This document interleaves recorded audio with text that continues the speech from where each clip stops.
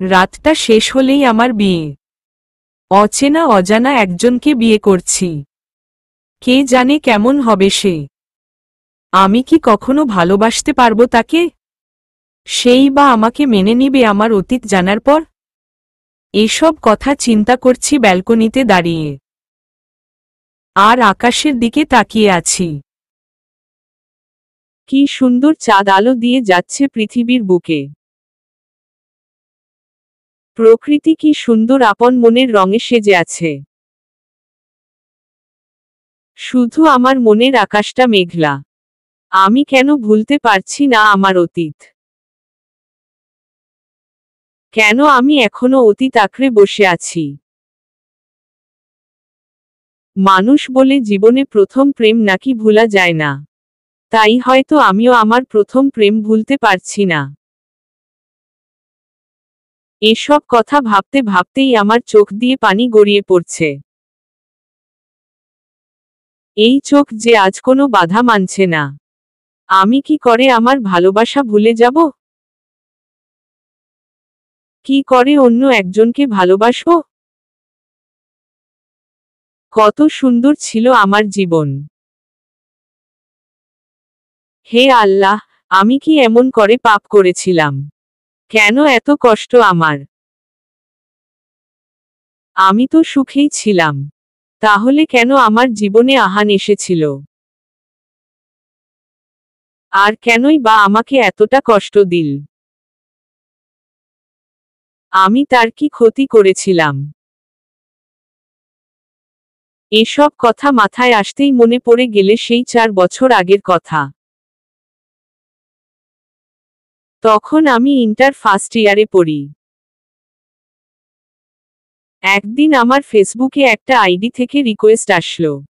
আইডিটা একটা ছেলের। আহান আহমেদ নাম।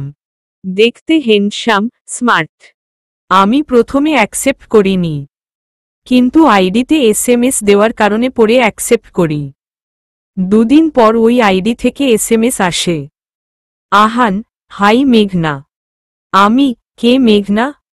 আহান, কেন তুমি? আমি, আমার নাম সুরমা। আপনি কি চোখে কম দেখেন নাকি? আহান, তোমার নাম মেঘনা। কম দেখি না তো, একটু বেশিই দেখি। আর আমি তোমাকে সুরমা বলে ডাকতে পারবো না।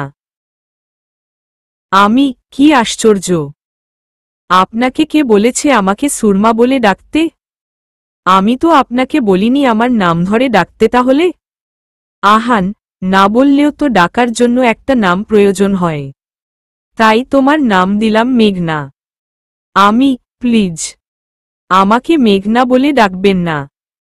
আহান, না, আমি মেঘনা বলেই ডাকব। কেউ বলুক আর না বলুক, তোমাকে মেঘনা নামটাতেই মানায়। যে তোমার নাম সুরমা রেখেছে সে হয়তো ভুল করে রেখেছে। তোমার তো খুশি হওয়ার কথা। আমি তোমার এত সুন্দর আর নতুন নাম রেখে দিলাম। আমি, আপনি একটা অসহ্য লোক, আজীব মানুষ। আমি কি বলেছি আপনাকে আমার নাম রেখে দিতে? আহান, আমাকে কারো কিছু বলতে হয় না। আমি নিজেই সব করে ফেলি। প্রথম কিছুদিন আহানের সাথে আমার এমন করেই চলে। আমি যা করলে রাগ হতাম আহান তাই করত। আমাকে সব সময় জ্বালানোর চেষ্টা করত। আমি খুবই বিরক্ত হতাম। অনেক সময় তো এসএমএস সিন এই করতাম না। কিছুদিন এভাবে চলার পর আহানের সাথে আমার একটা ফ্রেন্ডশিপ হয়ে যায়। জানি না এই অসহ্য লোকটা কখন আমার এত কাছে চলে এলো। তখন দুজনের ভালোই কথা হয়। আহান আমার থেকে 4 বছরের বড়। তাই আমার পড়াশোনার বিষয়ে সুন্দর গাইড দিত। আহানের মনটা অনেক ভালো। সব সময় ভালো উপদেশ দিত। আমাকে কেউ উপদেশ দিলে আমি অনেক খুশি হই। আস্তে আস্তে আমরা অনেক ক্লোজ হয়ে যাই। মাঝে মাঝে সাইবারে ভিডিও কলে কথা বলা, ফোনে কথা বলা, দেখা করা, আশেপাশে ঘুরতে যাওয়া, রাত জেগে গল্প করা, চ্যাট করা, এসব যেন রেগুলার অভ্যাস হয়ে গেছিল। জানি না কখন আমরা এত কাছে চলে আসলাম, কখন আমাদের এমন বন্ধুত্ব হয়ে গেল। একদিন আহান আমাকে প্রপোজ করে। প্রথমে আমি রিজেক্ট করি, কারণ প্রেম ভালোবাসায় আমি বিশ্বাসী না। আমি মনে করতাম প্রেম ভালোবাসা মানুষকে শুধু কাঁদায়, তাই সব সময় এসবের থেকে দূরত্ব বজায় রেখে চলতাম। কিন্তু আহান আমার পিছু ছাড়ে না। আমার সাথে কথা হলেই বলতো, আমি তোমাকে ছাড়া বাঁচতে পারবো না। আমি তোমার মুখটা দেখে আমার সকালটা শুরু করতে চাই। তোমার চুলের মিষ্টি ঘ্রাণে মাতাল হতে চাই। তোমাকে একটা গোলাপের মতো আমার ঘরে সাজিয়ে রাখতে চাই। সারা জীবন তোমাকে আগলে রাখব। শুধু আমাকে একটু ভালোবাসো প্লিজ। তখন আমি আহানের থেকে অনেক দূরে সরে গেছি। ফেসবুকেও আর আগের মতো যাই না। আহান কল দিলে রিসিভ করি না, SMS দিলেও সিন করি না, যাতে আহান আমাকে ভুলে যায়। কিন্তু আমি কিছুতেই আহানকে ভুলতে পারছি না। কিছুতেই আমার দিন যায় না আহানের সাথে কথা না বলে। এভাবে 7 দিন চলে যায়। কিন্তু আর থাকতে না পেরে আহানকে কল করে কান্না করে দেই। আহানও সেদিন অনেক কান্না করেছিল। সেদিনের পর থেকে আমি আর আহানকে দূরে সরিয়ে রাখতে পারিনি। আমি তার প্রপোজ অ্যাকসেপ্ট করি। ভালোই চলছিল আমাদের রিলেশন। আহান আমাকে যা বলতো আমি তাই করতাম। রাত জেগে গল্প করা, কথা বলা। ভালোবাসা যে এত মধুর হয় আহান আমার জীবনে না আসলে আমি বুঝতে পারতাম না। ভালোবাসা কি তাই আমি জানতাম না। কিন্তু আহান আমার জীবনে এসে আমার জীবনটাই যেন পাল্টে দিয়েছে। আহানের সাথে কথা না হলে আমার দম যেন বন্ধ হয়ে যেত। আমাদের রিলেশন ভালোই চলছিল। কোনো দিন রাগ অভিমান হয়নি। ভালোবাসার খুনসুটিতে কিভাবে যে একটা বছর চলে যায় বুঝতেই পারিনি। এই একটা বছর আমি যেন স্বর্গের সুখ পেয়েছি। আহান আমাকে সব সময় বুঝত। আমিও কোনোদিন আহানের কষ্ট হয় এমন কাজ করিনি। কিন্তু কয়েকদিন ধরে আহান আমাকে এভয়েড করছে। হঠাৎ করে আহান আমাকে একটু একটু করে দূরে সরিয়ে দিচ্ছে। আগের মতো কথা বলে না। আমি কল দিলেও নানা রকম অজুহাত দেখায়। ব্যস্ততার কথা বলে সব সময় দূরে দূরে থাকে। যে আহান 1 ঘন্টা যাওয়ার আগে আমাকে কল করত, আজ সে সারাদিনেও আমাকে কল করে না। আমি কল দিলেও রিসিভ করে না। তার এই অবহেলা আমি কিছুতেই মেনে নিতে পারছি না। আহানের অবহেলায় আমি রাতদিন ভর কান্না করে কাটাই। কয়েকদিন চলে গেল। আমিও কল করি না, আহানও কল করে না। আমি তো আর পারছি না। তাই নিজেই আহানকে কল করলাম। কয়েকবার রিং বাজতেই আহান কল রিসিভ করে। আহান, কেমন আছো? আমি প্রশ্ন করে, দেখো নিজেকে, তুমি বুঝবে তাহলে আছি কেমন আমি। আহান, পড়াশোনার কেমন করছো? আমি আহান, তুমি আমাকে এভয়েড করছো কেন? কেন এত কষ্ট দিচ্ছ আমাকে? আমি কি কিছু ভুল করেছি? আহান, মেঘনা, সরি। তুমি আমাকে ভুলে যাও। তুমি আমার থেকেও ভালো ছেলে পাবে। মন দিয়ে লেখাপড়া করো, অনেক বড় হবে। আমি তো তোমার থেকে ভালো কাউকে চাই না। তাহলে আমার সাথে এমন কেন করছো? প্লিজ, তুমি আমাকে আর কষ্ট দিও না। আমি আর সহ্য করতে পারবো না। মরেই যাব তুমিহীনা। আহান, এসব আবেগ। এখনো তুমি ছোট, তাই বুঝবে না। বড় হলে ঠিকই বুঝবে। পড়াশোনা করো, আমার মতো কত বসবে যাবে। আর আমাকে ডিস্টার্ব করো না প্লিজ। বাই, ভালো থেকো। বলে আহান কলটা কেটে দিল। আহানের কথা শুনে আমি ধুম করে ফ্লোরে বসে পড়লাম। ও এসব কি বলল? আমার ভালোবাসা পাওয়ার জন্য এই আহান একদিন নেশা পর্যন্ত করেছিল, আর আজ আমাকে এসব কথা বলছে? তাহলে কি আগের সব অভিনয় ছিল? এতদিনে আমি একটুকুও বুঝতে পারিনি। এসব কথা চিন্তা করছি আর চোখে পানির বন্যা বয়ে যাচ্ছে। আজ কষ্টে আমার কলিজাটা কেটে টুকরো টুকরো হয়ে গেল। আমার বুকে কেউ যেন চাকু দিয়ে আঘাত করছে। ওয়াশরুমে গিয়ে শাওয়ার ছেড়ে দিয়ে ইচ্ছামতো কেঁদেছি। এই কষ্টটাই জীবনে পাওয়ার বাকি ছিল। আজ বেঁচে থাকার কোনো কারণ নেই, তবুও আমাকে বেঁচে থাকতে হবে। আমার পরিবারের জন্য, আহানের জন্য। আমার বিশ্বাস আহান আমাকে কল দিয়ে বলবে এখনো তোমাকে ভালোবাসি মেঘনা। আহানের অপেক্ষায় আমার 4টা বছর কেটে গেছে। প্রতিটা দিন আমি তিলে তিলে শেষ হয়েছি। নির্ঘুমে কেটেছে আমার রাত। চোখের জলে বালিশ ভিজেছে। দেহের ভেতরে থাকা প্রাণটা প্রত্যেকদিন তিলে তিলে মরেছে প্রেমহীনা। আশা ছিল হয়তো আজ কল করবে আহান, হয়তো এখনো আমাকে ভালোবাসে। এই আশা নিয়ে কেটেছে আমার প্রহর। আমি প্রতিটা সেকেন্ড আহানের নামে গুনতাম, কিন্তু আহান আমাকে বুঝল না, মূল্য দিল না আমার ভালোবাসার। কেন আমার সাথে এমন করল আজও জানা হলো না। তবুও দোয়া করি আহান ভালো থাকুক। প্রতিদিন নামাজ পড়ে আহানের জন্য দোয়া করি। হঠাৎ দরজায় ঠিকটক শব্দ হল।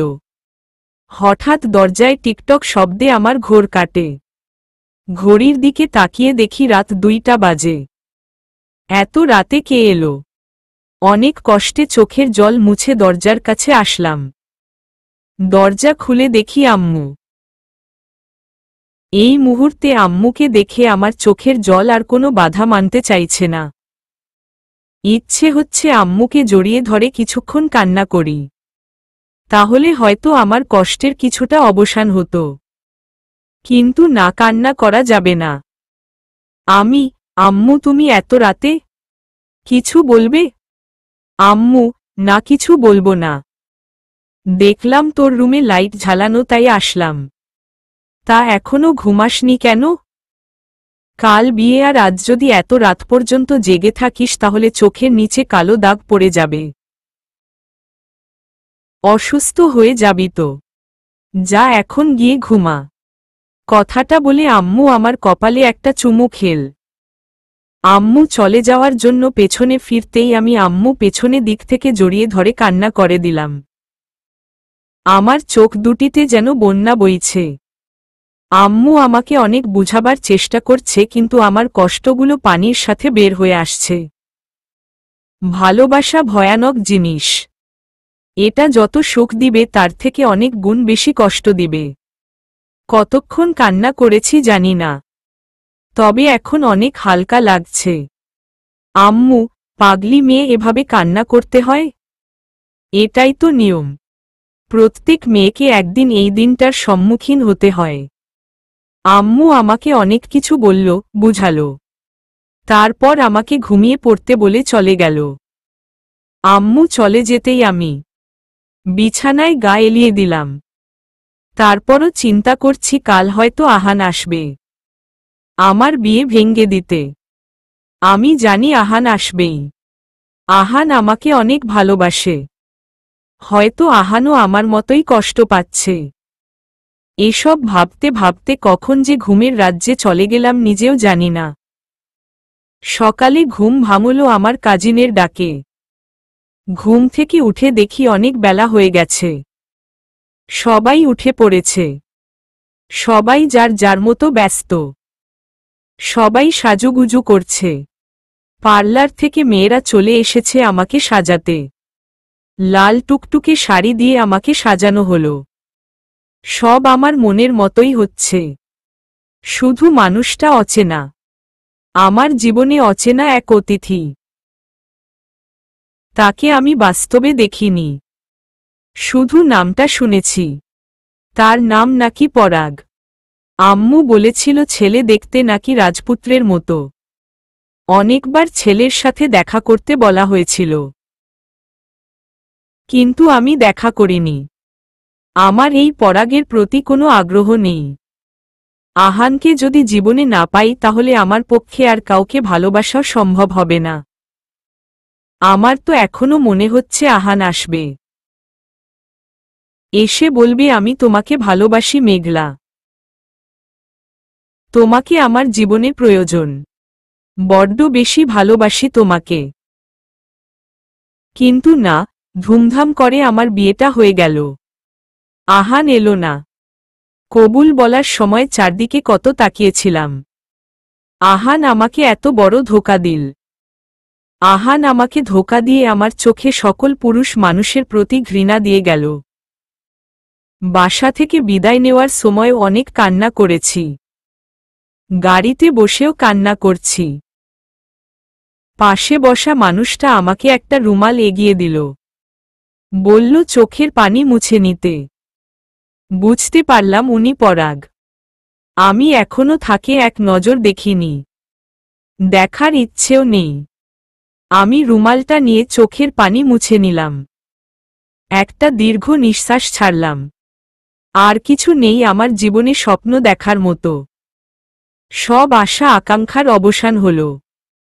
কিছুক্ষণের মধ্যেই গাড়িটা একটা বড় বাড়িতে এসে থামল। বাড়িটাতে যেন খুশির বন্যা বয়ে যাচ্ছে। চারদিকে আলোর ছড়াছড়ি, গান, বাজনা, মেহমানদের কলরব, সব মিলিয়ে বাড়িটা ঝমঝম করছে। সত্যি বাড়িটা অনেক বড়। সামনে অনেক বড় বাগান। দক্ষিণ দিকে একটা সুইমিং পুল দেখা যাচ্ছে। টিভিতে দেখা এক রাজবাড়ির মতো। আমাদের বরণ করে ঘরে তোলা হলো। আমার শাশুড়ি বেলি বলে একজনকে ডেকে বলল আমাকে ঘরে নিয়ে যেতে। একটা মেয়ে এসে আমার হাত ধরে বলল ভাবি চলো রুমে যাবে। আমার বুঝতে বাকি রইল না এটা আমার ননদিনী। মেয়েটা অনেক মিষ্টি। আমি মুচকি হেসে তার সাথে রুমের দিকে পা বাড়ালাম। আমাকে একটা রুমে নিয়ে আসা হলো। রুমটা বেশ বড়, তবে আমার রুমটা এত বড় ছিল না। রুমটা খুব গুছানো। রুমের ছোট ছোট অনেক টব সুন্দর করে সাজানো। চারপাশে রঙিন পর্দা ঝুলছে। বুঝাই যাচ্ছে লোকটা শৌখিন আর পরিপাটি। তাছাড়া অনেক ফুল দিয়ে রুমটাকে সাজানো হয়েছে। ছোট ছোট রঙ বেরঙের ক্যান্ডেলের মিটমিট আলোতে রুমটাকে আরো বেশি সুন্দর লাগছে। রুমে এসে রুমটাতে একটু চোখ বুলিয়ে নিলাম। আমার ননদি আমাকে একটু জড়িয়ে ধরে বলল, বেলি, ভাবি এটা তোমার আর ভাইয়ার রুম। এখন থেকে তোমরা এখানে থাকবে। তবে আমি কিন্তু যখন তখন তোমাকে জ্বালাতে চলে আসব। তুমি কিন্তু রাগ করতে পারবে না। ভাইয়া আমার অনেক চুল ছিঁড়েছে, এর প্রতিশোধ আমি তোমার উপর দিয়েই নেব। হুম। আমি মুচকি একটা হাসি দিয়ে বললাম ঠিক আছে চলে আসিও। মেয়েটা আবার আমাকে জড়িয়ে ধরে বলল, ওহ ভাবি তুমি না অনেক কিউট আর খুব ভালো। এখন তুমি তোমার প্রাণনাথের জন্য অপেক্ষা করো, আমি আসছি বলে আমাকে বসিয়ে রেখে সে চলে গেল। মেয়েটা একটু দুষ্টু বটে, কিন্তু অনেকটা ভালো। কত তাড়াতাড়ি আমার সাথে মিশে গেল। আল্লাহ জানে তার ভাইটা কেমন। যাকগে, সে যেমনই হয় আমার কি। বিছানায় অনেকক্ষণ ধরে বসে আছি। এবার আর সম্ভব না। সারাটা দিন গেল বসে থেকে। এখন আর বসে থাকতে ইচ্ছে করছে না। রুমের একপাশে একটা ব্যালকনি আছে। আমি উঠে ব্যালকনিতে চলে গেলাম। বাহ, ব্যালকনিটা তো খুব সুন্দর। নানা রকম ফুলের গাছ সুন্দর করে সাজানো। এক পাশে ছোট একটা ট্রি টেবিল, অন্য পাশে একটা দোলনা। আমি ব্যালকনির গ্রিল ধরে দাঁড়িয়ে আছি। মাথাটা প্রচুর ব্যথা করছে। করবেই বা না কেন? দুদিন ধরে যা কান্নাকাটি করলাম। আবার রাতে ঘুমাইও নি। হঠাৎ দরজা খোলার আওয়াজে আমি রুমে চলে আসলাম। হঠাৎ দরজা খোলার শব্দে আমি রুমে চলে আসলাম। এসে বিছানার মাঝখানে বসে রইলাম। উনি রুমে ঢুকে টুপিটা খুলে বিছানার কাছে থাকা ছোট্ট টেবিলের উপর রেখে দিয়ে আমার পাশে বসে। আমি মাথা তুলে তার দিকে তাকালাম। লোকটা আমাকে দেখে একটা মুচকি হাসি দেয়। তারপর আমার হাতটা তার হাতের মুঠোয় নেয়। তার স্পর্শে আমার সারা শরীর কেঁপে উঠল। বুকের ভেতরে এক অদ্ভুত অনুভূতি হল। তারপর পরাগ বলল, পরাগ, জুই, আমি তোমাকে কিছু কথা বলতে চাই। আমিও আপনাকে কিছু বলতে চাই। আমার কথা শুনে একটা হাসি দিয়ে বলল, আচ্ছা তাহলে তুমিই আগে বলো। বিয়ের আগে আমি একজনকে ভালোবাসতাম। আমি তাকে কোনোদিন ভুলতে পারবো না। আর হয়তো তার জায়গাটা অন্য কাউকে দিতেও পারবো না। আপনি আমাকে ক্ষমা করে দিবেন। এই কথাটা আমি আপনাকে বিয়ের আগে বলতে পারিনি। আমার কথাটা শুনে উনি আমার হাত ছেড়ে দেয়। এমনও নাকি পরাগের হাসিখুশি মুখটা মলিন হয়ে যায়। কিছুক্ষণ মাথাটা নিচে দিয়ে চুপ করে রইল। তারপর মাথাটা তুলে একটা মুচকি হাসি দিয়ে বলল, পরাগ, এই কথাটা আমার মা, বোনকে প্লিজ বলো না। তারা কষ্ট পাবে। আমি আমার পরিবারকে খুব ভালোবাসি। তারাও আমাকে অনেক ভালোবাসে। আর আমি কোনোদিন তোমার অতীত নিয়ে কথা বলবো না। আর রইল জায়গা দেওয়া বা নেওয়া। তুমি তোমার মনে তোমার ভালোবাসা সযত্নে লালন করতে পারো। আমি কোনোদিন তোমার ভালোবাসার মানুষকে সরিয়ে সেখানে নিজে জায়গা করার চেষ্টা করব না। তবে যদি পারো আমাকে তোমার বন্ধু মনে করো। আমি কোনো দিনও তোমাকে অসম্মান করব না। আর আমি চাইলে অন্য রুমে গিয়ে থাকতে পারতাম। কিন্তু এতে আমার মা কষ্ট পাবে।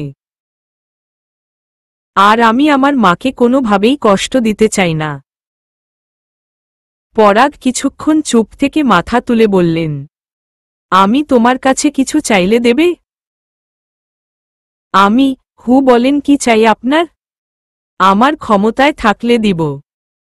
আমার কথা শেষ হলে পরাগ আবার আমার হাত দুটি আবার নিজের হাতের মুঠোই করে ধরে বলল, পরাগ, তোমার পক্ষ থেকে যেন আমার পরিবার কোনোদিন কোনো কষ্ট না পায়।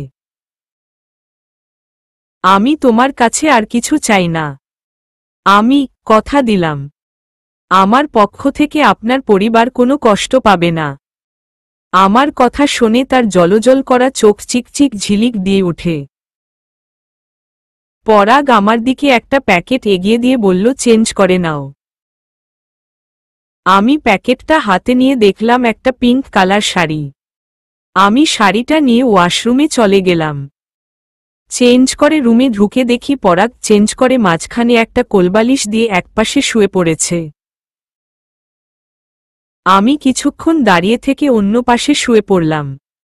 অচেনা একজনের সাথে শুতে খারাপ লাগছিল, কিন্তু এছাড়া তো আর কোনো রাস্তাও নেই। কত রকম চিন্তায় ডুবেছিলাম। এসব চিন্তা করতে করতে কখন যে ঘুমিয়ে গেলাম নিজেও জানি না। সকালে ঘুম থেকে উঠে শাওয়ার নিয়ে রুমে এসে দেখি পরাগ উঠে পড়েছে। আমাকে দেখে বেচারার চোখ আকাশে উঠে গেল। কিছুক্ষণ আমার দিকে ড্যাবড্যাব করে তাকিয়েছিল। তারপর বলল, পরাগ, এটা কি পরেছ তুমি? দেখতেই তো পারছেন শাড়ি পরেছি। আর এভাবে থাকিয়ে থাকার কি আছে? মনে হয় জীবনে কোনো মেয়েকে শাড়ি পরা অবস্থায় দেখেননি। পরাগ, না, শাড়ি পরা অনেক মেয়ে দেখেছি, কিন্তু এভাবে শাড়ি পরতে এই প্রথম দেখছি। আমি শাড়ি পরতে পারি না, তাই একমত পেছিয়ে চলে এসেছি। বেলির রুমে গিয়ে পরে নিব। পরাগ, এইভাবে শাড়ি পরে তুমি বেলির রুমে যাবে? এভাবে তোমাকে দেখলে সবাই তোমাকে নিয়ে হাসবে। আর শাড়ি পরতে পারো না তো রাতে কেমনে পরেছিলে? রাতেও এভাবেই পরেছিলাম। পরাগ, ওকে। এখন এদিকে আসো, আমি শাড়িটা পরিয়ে দেই। আর তুমিও শিখে নাও কেমনে শাড়ি পরতে হয়। আর তুমি যদি শাড়িতে কমফোর্টেবল ফিল না করো তাহলে শাড়ি পরতে হবে না। কেউ কিছু বলবেও না। তুমি নিজের পছন্দের ড্রেস পরতে পারো, তবে সেটা যেন ওয়েস্টার্ন না হয়। আমি, না না থাক, আমি বেলির কাছ থেকে শিখে নিব। আর আপনাকে আমায় শাড়ি পরিয়ে দিতে হবে না। পরাগ আমার কথায় কান না দিয়ে আমাকে শাড়ি পরিয়ে দিতে লাগল। সযত্নে সুন্দর করে আমাকে শাড়িটা পরিয়ে দিচ্ছে আর আমি অবাক হয়ে পরাগের দিকে তাকিয়ে আছি। পরাগ আমার শাড়ির কুচি ঠিক করতে নিচে বসতেই বেলি রুমে ঢুকল। বেলি এসে পরাগকে কুচি ঠিক করতে দেখে একটু কাশি দিল। পরাগ বেলিকে দেখে দাঁড়িয়ে গেল। বেলি বলল, বেলি, বাহ, ভাইয়া, এখনই তুই বউয়ের কাজ করে দিচ্ছিস। আর কয়দিন গেলে না জানি কি করবি। তাহলে তো ভাবির আঁচল ছেড়ে বের হবি না। পরাগ, দাঁড়া, তোকে দেখাচ্ছি মজা, বলে পরাগ বেলির চুলে টান দিল। তুই এখানে কি করছিস? আর এখন থেকে রুমে ঢোকার সময় নক করবি। বেলি, অহ ভাবি, তুমি দেখছো না ভাইয়া আমাকে মারছে। চুল ছাড়াতে ছাড়াতে আর নক করে, আসলে কি আর এই সিনটা দেখতে পারতাম? আমার ভাইয়াও বউয়ের কাজ করে দেয়, ভাবাই যায় না। শাড়ি পরিয়ে দিচ্ছে বউকে। আহা, এখনই এত পেয়ার। পরাগ, তুই অনেক বড় হয়েছে গেছিস, তোকে বিয়ে দেওয়ার ব্যবস্থা করছি, দাঁড়া। বেলি, উহহ, সত্যি কথা বলেছি, তাই বিয়ে দিয়ে দেবে। ভাবি, তুমি কিন্তু আমার দলে এখন থেকে। তুমি কিন্তু একদম ভাইয়াকে সাপোর্ট করবে না, আমাকে সাপোর্ট করবে, ঠিক আছে? কথাগুলো বলে বেলি আমাকে জড়িয়ে ধরল। আমি, আচ্ছা বাবা, আমি তোমার দলেই। ঠিক আছে, এবার আমাকে নিয়ে নিচে চলো তো, সবার সাথে পরিচয় করিয়ে দেবে। বেলি, চলো, আম্মু তোমাকে নিয়ে যেতেই বলেছে। পাশের বাসার আন্টিরা তোমাকে দেখতে এসেছে। আর ভাইয়া, তুইও রেডি হয়ে নিচে আয়, সবাই হয়তো অপেক্ষা করছে। আমি বেলির সাথে নিচে নেমে আসলাম। নিচে অনেক মহিলা বসে আছেন, মা তাদের সাথে গল্প করছেন। আমি গিয়ে সবাইকে সালাম দিলাম, সবার সাথে কথা বললাম। সব আন্টিরা আমার প্রশংসা করতে লাগল। একজন আন্টি, বাহ, তোমার বৌমা তো আলহামদুলিল্লাহ পরীর মতো দেখতে। ভাগ্য করে এমন বউ পাওয়া যায়। আরেকজন আন্টি, আয়েশা, তোমার ছেলে তো খুব ভাগ্যবান, এমন লক্ষ্মী প্রতিমার মতো বউ পেয়েছে। যেমন তোমার ছেলে রাজপুত্রের মতো দেখতে, তেমন তার বউও রাজকুমারীর মতো। পরাগ নিচে নামতে নামতে আন্টিদের প্রশংসা শুনছিল। একজন আন্টি আমাকে জিজ্ঞাসা করল, তুমি কি কি রান্না করতে পারো? বাড়ির কাজ কি কি করতে পারো? আন্টির কথা শুনে আমার হাসি হাসি মুখটা মলিন হয়ে গেল। আসলে আমি তো কোনোদিন রান্নাঘরেই যাইনি। রান্না করতে কি কি লাগে তাও আমি জানি না। আমি নিজেও কোনোদিন কাজ করিনি, আর আম্মুও আমাকে কাজ করতে বলেনি। তাই মাথাটা নিচু করে দাঁড়িয়ে আছি। আমার এমন নীরবতা দেখে পরাগ এসে আমার পাশে দাঁড়াল। পরাগ, আন্টি জুই রান্না করতে পারে না, কখনো রান্না করেনি, বাড়ির কাজও কিছু জানে না। আন্টি, ওমা, সে কি কথা! বাপের বাড়ি থেকে কি তাহলে কিছুই শিখে আসেনি মেয়ে? মা কি তাহলে কিছুই শিখায়নি মেয়েকে? তাহলে কি সে শ্বশুর শাশুড়িকে রান্না করে খাওয়াবে না, নাকি শাশুড়িকে দিয়ে রান্না করাবে আর সে পায়ের উপর পা রেখে বসে বসে খাবে?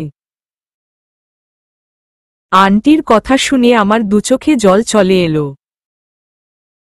অনেক কষ্ট লাগল। আন্টির কথা শুনে মা বললেন, মা, আমার বৌমাকে রান্না করতে হবে না, আমি আছি তো। আর জুই আমার ছেলের বউ নয়, আমার নিজের মেয়ে। আমার মেয়েকে দিয়ে যেহেতু কোনো কাজ করাই না, তখন আমার বৌমাকে দিয়েও কিছু করাবো না। আমি যতদিন বেঁচে আছি আমার বৌমাকে কিছু করতে হবে না। আন্টি, তাই বলে কি বাড়ির বউ বসে বসে খাবে আর শাশুড়ি কাজ করবে? তোমরা পারো বটে আয়েশা, আমি হলে কোনোদিনও এটা সহ্য করতাম না। সারা জীবন কি আমিই কাজ করব নাকি?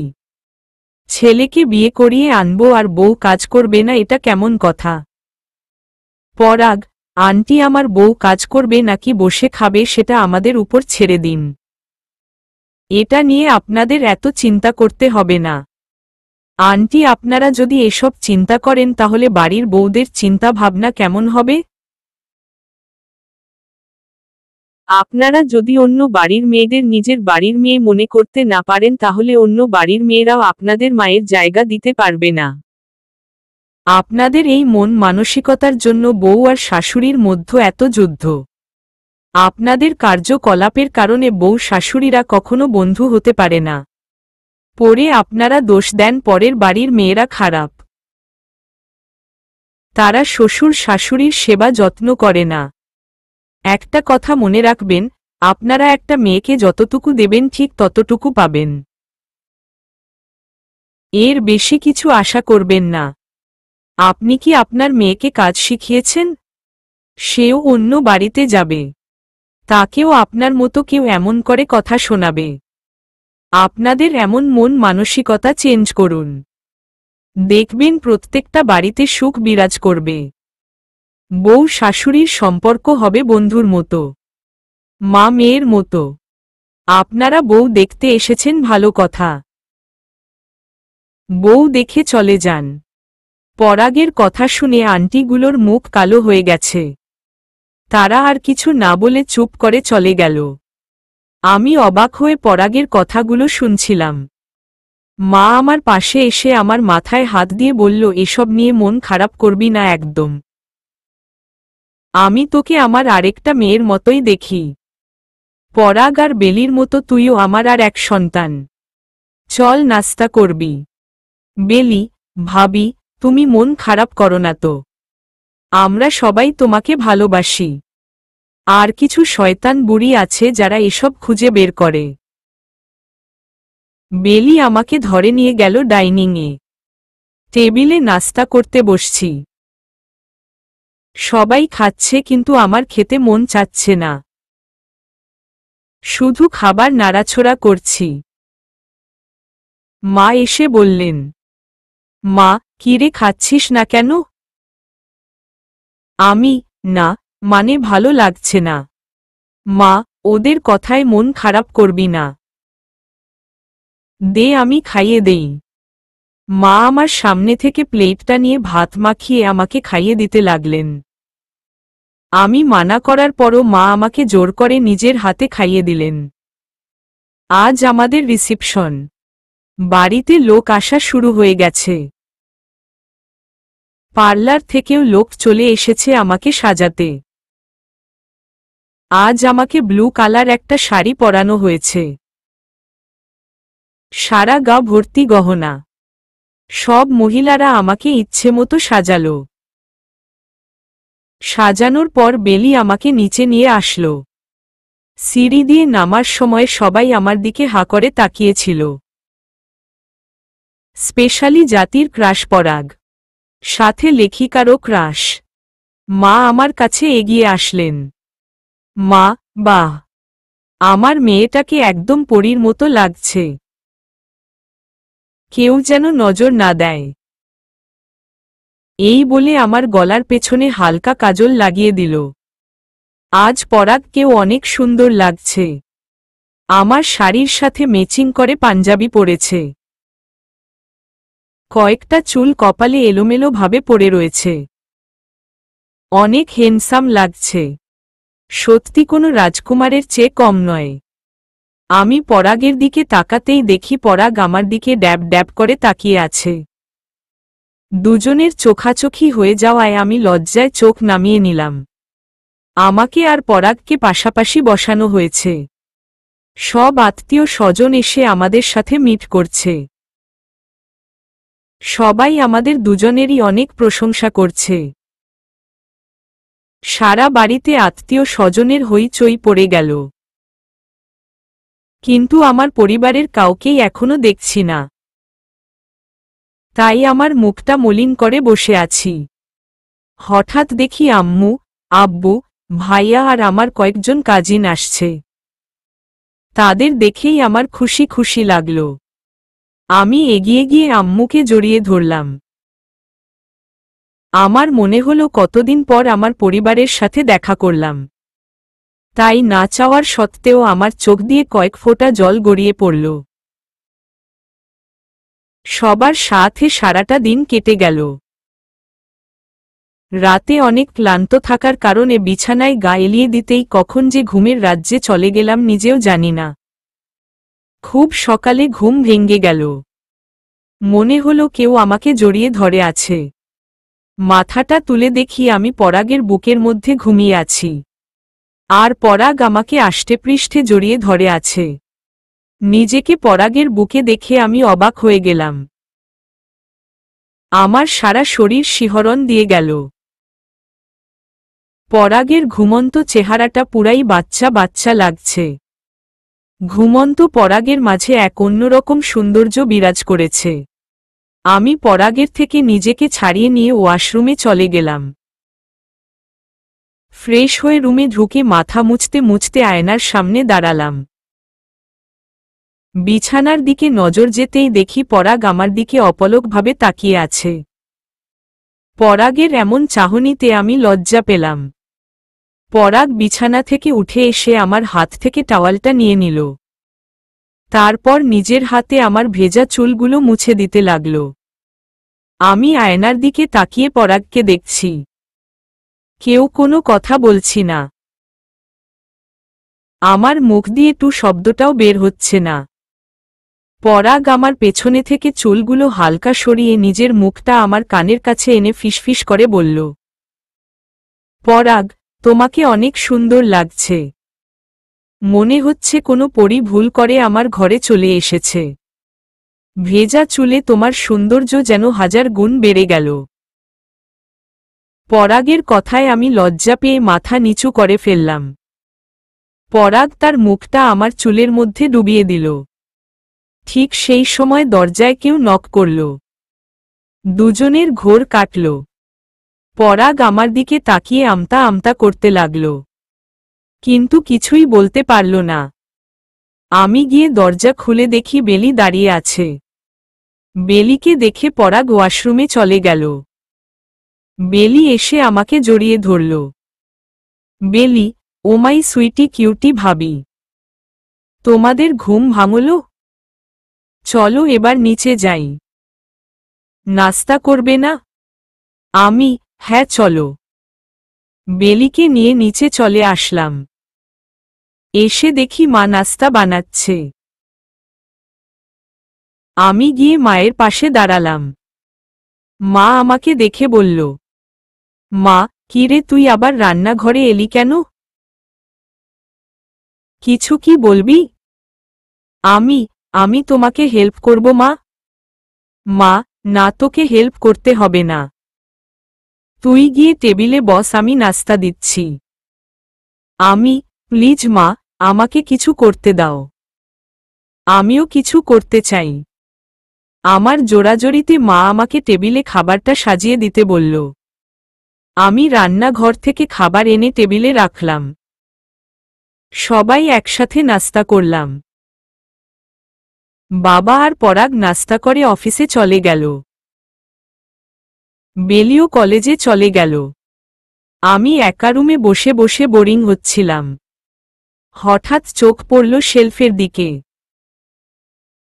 শেলফে অনেক গল্পের বই। গল্প পড়া আমার ছোটবেলার নেশা। গল্পের বই পড়তে আমার খুব লাগে। শেলফ থেকে একটা বই নিয়ে ব্যালকনিতে চলে আসলাম। দোলনায় বসে বই পড়তে লাগলাম। ইদানিং আমি অনেক চেঞ্জ হয়ে যাচ্ছি।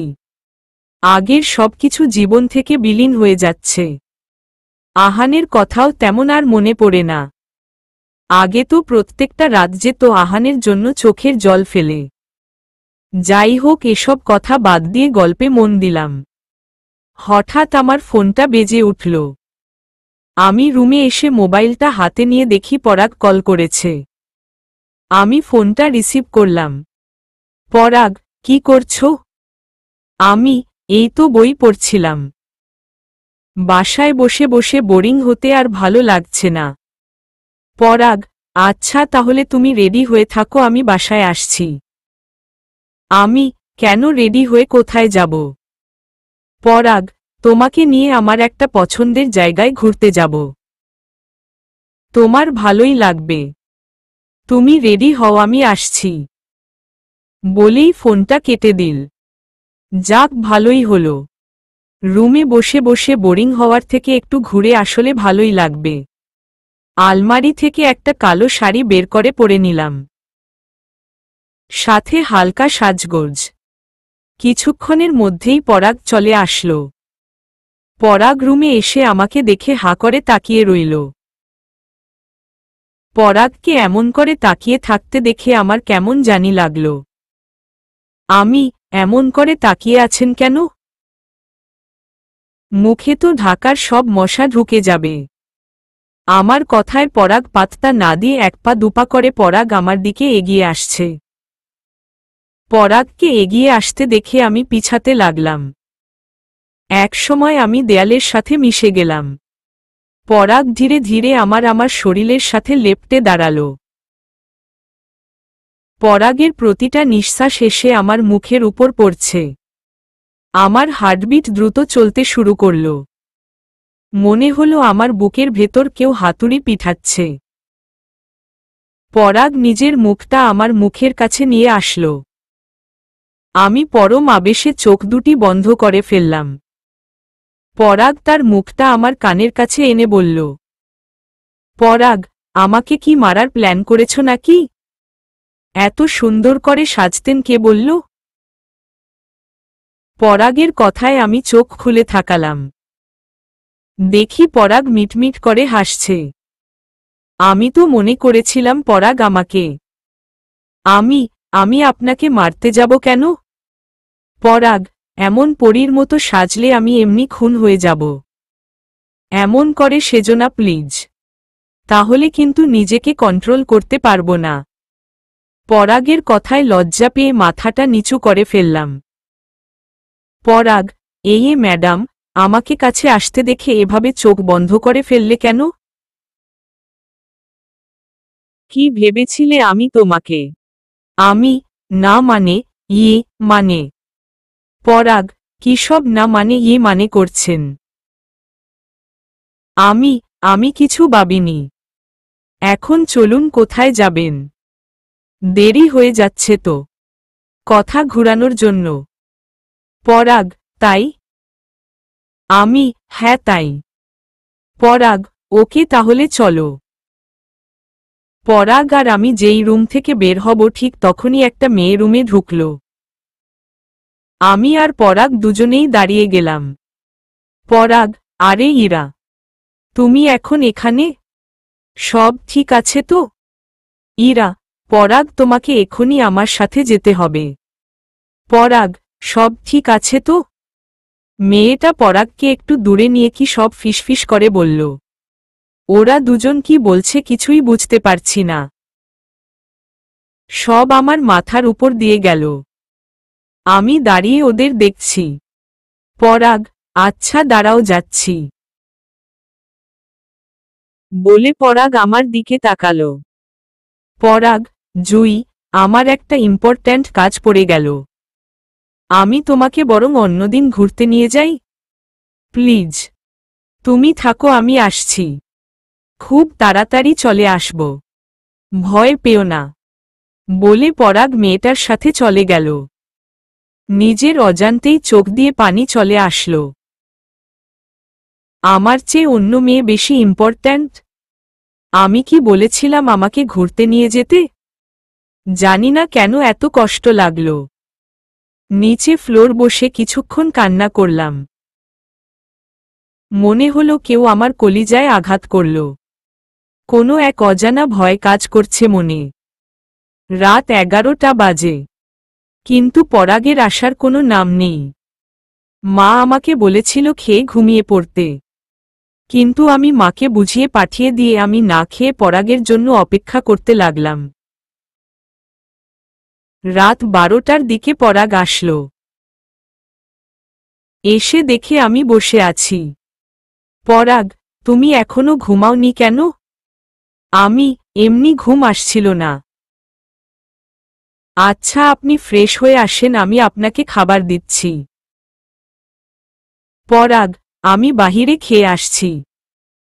খাবার দিতে হবে না, তুমি বরং ঘুমিয়ে পড়ো, বলেই ওয়াশরুমে চলে গেল। পরাগের কথা শুনে আমার দুচোখ জলে ভরে গেল। অনেক কষ্ট লাগছে, মনে হয় কেউ আমার কলিজা কেটে দুটো টুকরো করে ফেলছে। যার জন্য না খেয়ে বসে আছি সে নাকি খেয়ে এসেছে। খুব কষ্ট লাগল।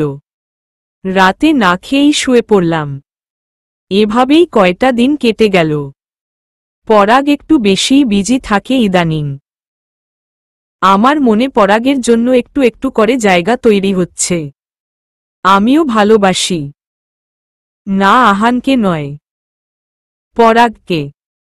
কখন যে পরাগ আমার মনে জায়গা করে নিল জানি না। আমি এখন পরাগকে ভালোবাসি, কিন্তু ইরা সব সময় আমাদের দুজনের মাঝখানে চলে আসে, যার জন্য আমাকে কষ্ট পেতে হয়। আজকের দিনটা একটু অন্যরকম লাগছে। আজ আমার মাঝে অন্যরকম ভালো লাগা কাজ করছে। পরাগকে খুব মিস করছি, তাই ফোনটা হাতে নিয়ে পরাগকে কল করলাম। পরাগ, হ্যাঁ জুই বলো। আপনি এখন কোথায়? পরাগ, অফিসে। কেন? না মানে ফ্রি থাকলে আজ একটু শপিং এ যেতাম। পরাগ, আমার এখন ইম্পর্ট্যান্ট একটা মিটিং আছে। মিটিংটা মিস করলে অনেক টাকা লস হয়ে যাবে। তুমি আজ বেলিকে নিয়ে চলে যাও। অন্যদিন আমি নিয়ে যাব কেমন? আচ্ছা ঠিক আছে, বলে ফোনটা রেখে দিলাম। মনটা একটু খারাপ হলো, কিন্তু কিছু দরকারি জিনিস কিনতে হবে, তাই বাধ্য হয়ে বেলিকে নিয়ে শপিং এ চলে আসলাম। শপিং এ এসে যা দেখলাম তার জন্য মোটেও আমি প্রস্তুত ছিলাম না। শপিং মলে এসে যা দেখলাম তার জন্য মোটেও আমি প্রস্তুত ছিলাম না। গাড়ি থেকে নেমে শপিং মলে ঢুকতে যাব তখনই দেখি পরাগ ইরাকে জড়িয়ে ধরে রেখেছে। এই দৃশ্য দেখে আমার মাথায় গুনে গুনে 101 বাজ পড়ল। পরাগ আমাকে বলেছিল তার ইম্পর্ট্যান্ট মিটিং আছে, তাই আসতে পারবে না। তাহলে এখন ইরার সাথে কি করছে? নিজের অজান্তেই দুচোখ জলে ভরে গেল। মনের মাঝে হাজারো প্রশ্নের পাহাড় জমল। পরাগ আমাকে কেন মিথ্যা কথা বলল? তাহলে কি পরাগ আর ইরা দুজন দুজনকে ভালোবাসে? আমার চোখ দিয়ে পানি পড়তে লাগল। আমি সেই জায়গায় দাঁড়িয়ে আছি। বেলি আমাকে রেখে অনেকটা এগিয়ে গেল। পেছনে তাকিয়ে দেখে আমি দূরে দাঁড়িয়ে আছি, তাই আমাকে জোরে ডাকতে শুরু করল। কিন্তু আমি বেলির কথায় কোনো সাড়া দিলাম না। বেলির ডাকার শব্দে পরাগ আর ইরা দুজনেই আমার দিকে তাকালো। আমাকে দেখে ইরা আর পরাগ দুজন দুজনকে ছেড়ে একটু দূরে সরে দাঁড়াল। বেলি এসে আমাকে ঝাঁকি দিয়ে বলল, বেলি, ভাবি সেই কখন থেকে তোমাকে ডাকছি। তুমি তো দাঁড়িয়েই আছো, চলো, যাবে না? বেলির কথায় তখনও আমি পাত্তা দিলাম না। পরাগ আর ইরার দিকে অপলকভাবে তাকিয়ে আছি। আমাকে সামনে এমন করে তাকিয়ে থাকতে দেখে বেলিও সামনের দিকে তাকালো। পরাগ আর ইরাকে দেখে বেলি বলল, বেলি, ভাইয়া তুই এখানে কি করছিস? আর ইরা আপু তুমি এখানে কেন? পরাগ আমার দিকে তাকিয়ে আছে। আমার চোখ দিয়ে পানির বন্যা বয়ে যাচ্ছে, কিন্তু এখানে কোনো সিন ক্রিয়েট করা যাবে না, তাই চোখের পানিটা মুছে নিলাম।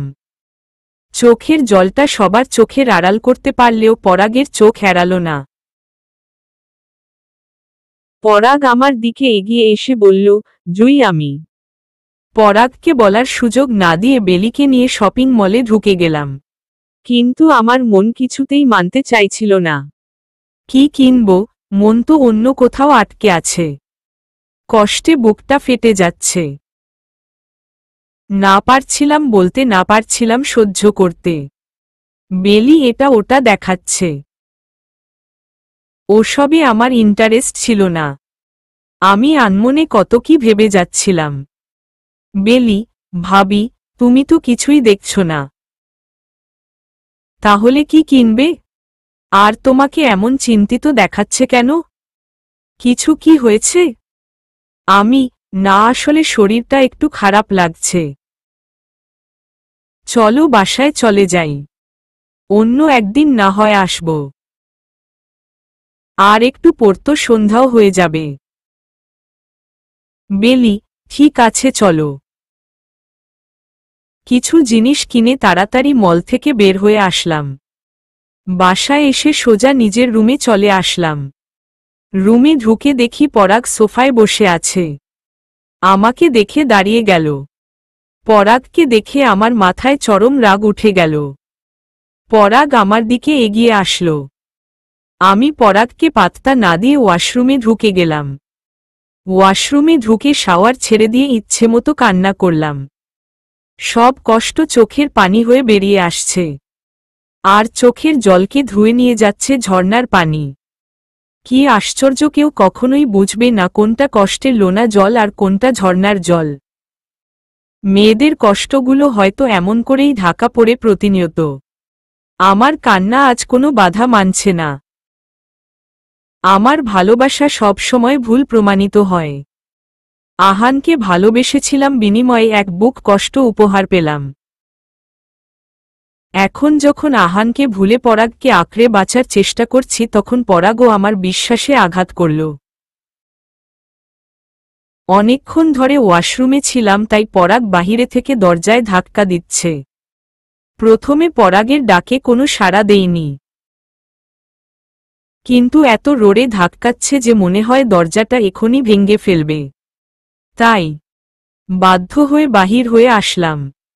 বাহিরে আসতেই পরাগ আমার হাত চেপে ধরল। আমি, কি হচ্ছেটা কি? এভাবে হাত ধরলেন কেন? আমার হাতে লাগছে, ছাড়ুন। আমার চোখে আবার জল চলে এলো।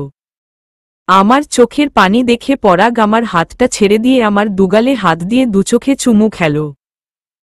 পরাগ, তুমি কান্না করছিলে কেন? হুম, আমার প্রতি যদি তোমার কোনো অভিযোগ থাকে তাহলে সেটা আমার সাথে সরাসরি বলবা।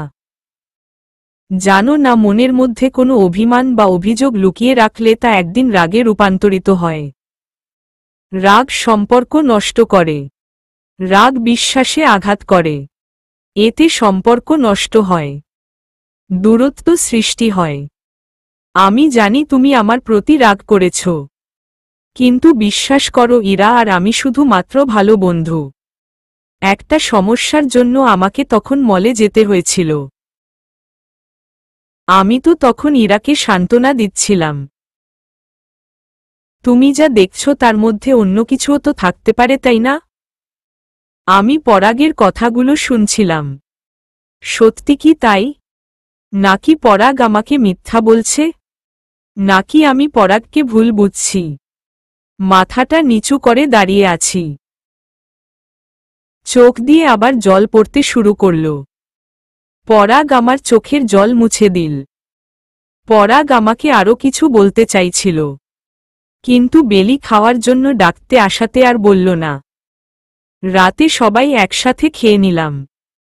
আমার খেতে ইচ্ছে করছিল না। জোর করে হালকা কিছু খেলাম। না খেলে মা হাজারটা প্রশ্নের সামনে দাঁড় করিয়ে দেবে। তাই বাধ্য হয়েই হালকা কিছু খেয়ে রুমে চলে আসলাম। রুমে এসেও ভালো লাগছে না, তাই ব্যালকনিতে গিয়ে দাঁড়িয়ে আছি। হঠাৎ কেউ আমাকে পেছনে থেকে জড়িয়ে ধরল। তাকিয়ে দেখি পরাগ। পরাগের ছোঁয়াতে আমার সারা শরীরে শিহরণ দিতে শুরু করল। বুকের মধ্যে ধুকবুকনি বেড়ে গেল। মনে হয় কেউ হাতুড়ি দিয়ে পিঠাচ্ছে। পরাগ তার মুখটা আমার চুলে গুজে দিল। পেছনে থেকে চুলগুলো হালকা সরিয়ে আমার গলায় নাক ঘষে দিল। দু একটা ভালোবাসার পরশ একে দিল গলায়। পরাগের স্পর্শে আমার সারা শরীর কাঁপতে শুরু করল। তারপর মুখটা আমার কানের কাছে এনে ফিসফিস করে বল, পরাগ, এখনো মন খারাপ করে থাকবে? আমাকে বিশ্বাস করতে পারছ না? পরাগ, জুই। আমি, হু। পরাগ, ভালোবাসি। খুব বেশি ভালোবেসে ফেলেছি তোমাকে। পরাগের কথা শুনে ঠোঁটের কোণায় হাসি চলে আসল। পরাগ, আমি তোমাকে প্রথম দেখাতেই ভালোবেসে ফেলেছিলাম। তোমাকে নিয়ে আমি আমার সারাটা জীবন কাটাতে চাই। সকালে তোমার মুখটা দেখে আমার দিনটা শুরু করতে চাই। আমার বুকে তোমাকে আগলে রাখতে চাই। হয়তো তোমাকে সব সুখ দিতে পারবো না, কিন্তু কোনো দিন কষ্ট পেতে দিব না। সারা জীবন আমার বুকে আগলে রাখব। আমাকে একটা সুযোগ দেবে তোমাকে ভালোবেসে আপন করার?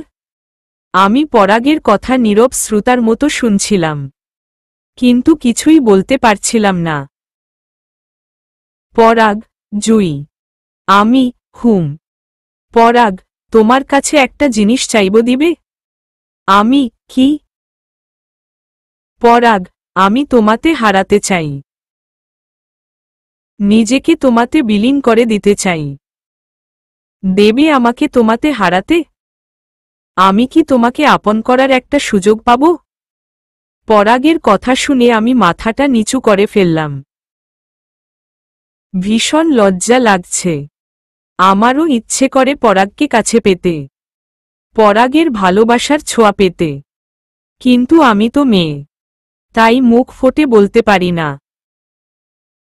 তাই চুপ করেই দাঁড়িয়ে রইলাম। পরাগ, কি হলো, কিছু বলছো না কেন? নীরব থাকা কিন্তু সম্মতির লক্ষণ। তাহলে কি আমি ভেবে নিব? পরাগ আমাকে আর কিছু বলতে না দিয়ে কোলে তুলে রুমে এনে বিছানায় শুয়ে দিল। পরাগ নিজের শরীরের সবটা ভর আমার উপর ছেড়ে দিয়ে আমার ঠোঁট দুটি দখল করে নিল। আমিও বাধা দিলাম না। কিছুক্ষণ পর আমার ঠোঁট দুটি ছেড়ে দিয়ে সারা শরীরে ভালোবাসার পরশ একে দিতে লাগল। আমাকে ভাসিয়ে নিয়ে গেল সুখের অন্য এক জগতে, যেখানে ভালোবাসায় ভালোবাসায় তৈরি হয় এক স্বপ্নীল তাজমহল। কি সুখ তার প্রতিটা ছোঁয়ায়! অনুভব করছি আর হারিয়ে যাচ্ছি ভালোবাসার অতল সাগরে। সকালে ঘুম ভাঙলে নিজেকে আবিষ্কার করলাম পরাগের বুকে। পরাগের ঘুমন্ত চেহারা কি মায়াবী লাগছে।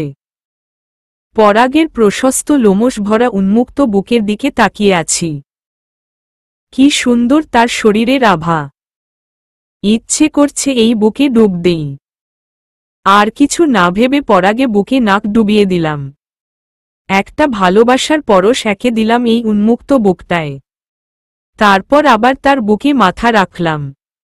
কারো বুকে এত সুখ থাকে আমার জানা ছিল না। 1000 বছর কাটিয়ে দেওয়া যাবে এই বুকে মাথা রেখে। এত সুখ আমি আগে কখনো ফিল করিনি। শক্ত করে পরাগকে জড়িয়ে ধরলাম। পরাগও আমাকে জড়িয়ে ধরেছে। আমি মাথা তুলে তাকিয়ে দেখি পরাগ মিট মিট করে হাসছে। আমি লজ্জা পেয়ে আবার পরাগের বুকে মুখ লুকালাম। পরাগ আমার মাথায় একটা ভালোবাসার পরশ একে দিয়ে বলল থ্যাংক ইউ বলে আমাকে আরো জোরে চেপে ধরল। আমি, থ্যাংক ইউ কেন? পরাগ, আমাকে এত সুন্দর একটা রাত উপহার দেওয়ার জন্য। আমি, হয়েছে এবার ছাড়ুন। ফ্রেশ হয়ে নামাজ পড়ব।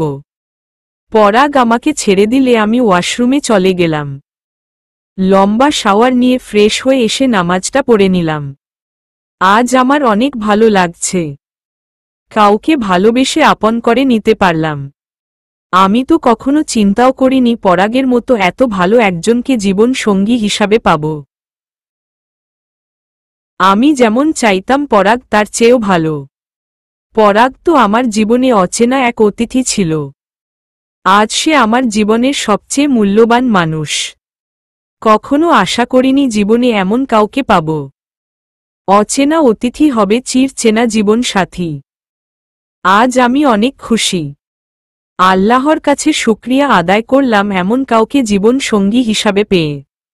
পরাগও ঘুম থেকে উঠে ফ্রেশ হয়ে নিচে চলে আসলো। সবাই একসাথে নাস্তার টেবিলে নাস্তা করে নিলাম। আমি পরাগের চোখের দিকে তাকাতে পারছি না। রাতের কথা মনে হতেই ভীষণ লজ্জা লাগছে। আমি পরাগের দিকে তাকাতে পারছি না। রাতের কথা মনে হতেই আমার ভীষণ লজ্জা লাগছে। নাস্তা শেষ করে আমি ড্রয়িং রুমে বসে বেলির সাথে কথা বলছি। পরাগ রুমে চলে যায়। কিছুক্ষণ পর পরাগ আমাকে ডাকতে থাকে। পরাগ, জুই, আমার গাড়ির চাবি কোথায় রেখেছ? পরাগের কথা শুনে আমি অবাক হলাম। আমি তো পরাগের জিনিস ধরি না। তাহলে আমাকে বলছে কেন? এসব চিন্তা করতে করতে উপরে চলে আসলাম।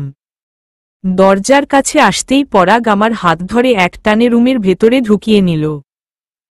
আমি তাল সামলাতে না পেরে পরাগের বুকের উপর গিয়ে পড়লাম। আমাকে কিছু বলতে না দিয়ে আমার কোমরে টান দিয়ে নিজের সাথে মিশিয়ে নিল। মুহূর্তেই আমার ঠোঁট দুটি তার ঠোঁটের দখলে নিয়ে গেল। আমি অনেক ছাড়ানোর চেষ্টা করলাম, কিন্তু পরাগের ছাড়ার নামেই নেই।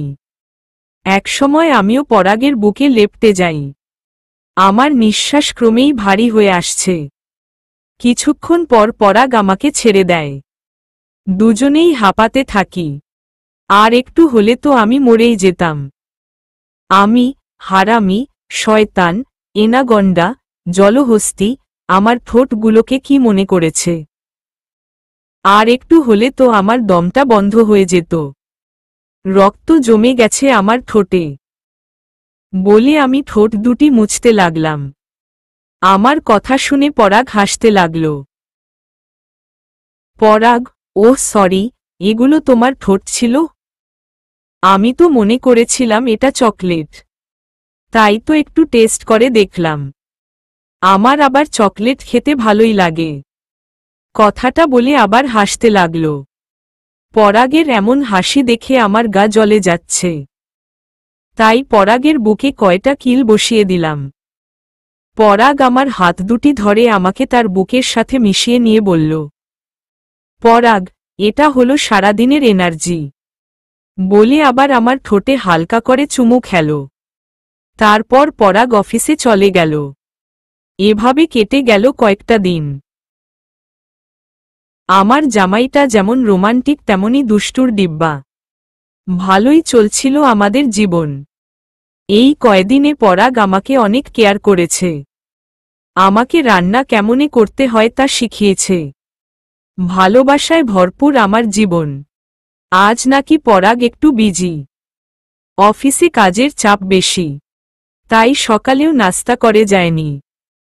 তাই আমি ভাবলাম আজ আমার দুষ্টু মিষ্টি জামাইটার জন্য কিছু রান্না করে অফিসে নিয়ে যাব। তাই রান্নাঘরে চলে গেলাম রান্না করতে। পরাগের পছন্দের কয়েকটা আইটেম রান্না করতে লাগলাম। মা রান্নাঘরে এসে দেখে আমি রান্না করছি। তাই মা আমাকে জিজ্ঞাসা করলেন, মা, কিরে তুই রান্নাঘরে কি করিস? আমি, রান্না করছি তোমার ছেলের জন্য। আজ তো তোমার ছেলে সকালে নাস্তাও করে যায়নি।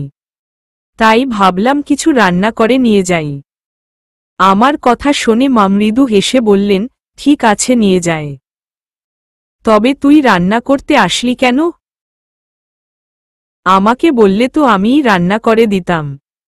আমি, না মা, আজ আমি নিজেই তোমার ছেলের জন্য রান্না করতে চাই।